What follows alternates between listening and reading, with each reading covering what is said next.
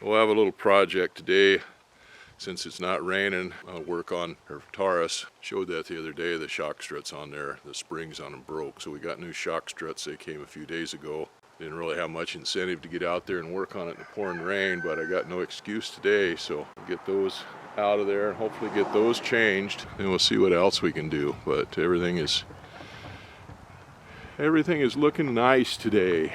Feeling good. First time in months.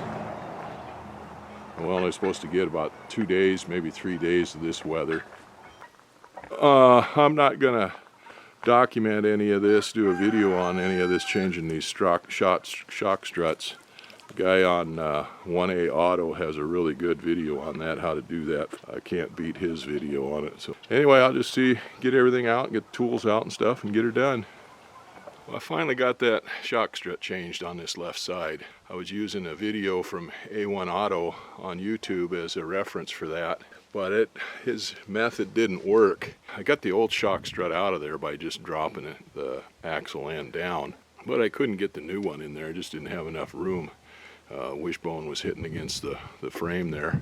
And anything I did, I just couldn't get it. I wound up taking the nut off the ball joint and separating that wishbone there, the A-arm. Still couldn't get anything in there, and dropped the caliper off of there to get it out of the way. And anyway, nothing I could do worked. I finally gave up on it. Went up, watched a couple more YouTube videos, and saw some that made more sense or that worked. In fact, there was one that Monroe puts out, and Monroe is the one who makes the shock strut that we got. Anyway, they said to do exactly what we did in the other video, except they said to drop the, I guess they call it subframe or something. Anyway, there's a frame there underneath the front end that you got to drop down, come down about 2 or 3 inches to get that shock strut in there.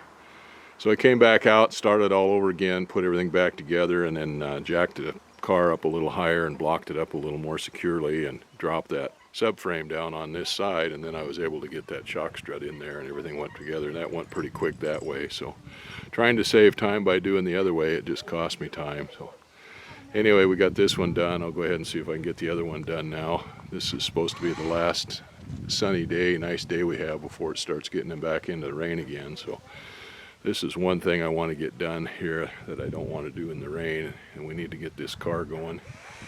So anyway, I'll get over to the other side and see if I can't get that one done. So I went ahead and did the other side. It didn't take very long to do the other side once I'd figured it out. I could have fought with that for days without dropping that subframe down, but once I got it dropped down, everything went together pretty good. It only took me about a half hour, maybe a little longer, to do the other side. That thing's got a valance or an air dam, or whatever you want to call it, that goes underneath the front of it there that covers up that front bolts for that subframe. I had to take that off to get access to it. Now I don't know what the hell I did with the screws to hold it back together with, so that's the only thing holding me from putting it back together.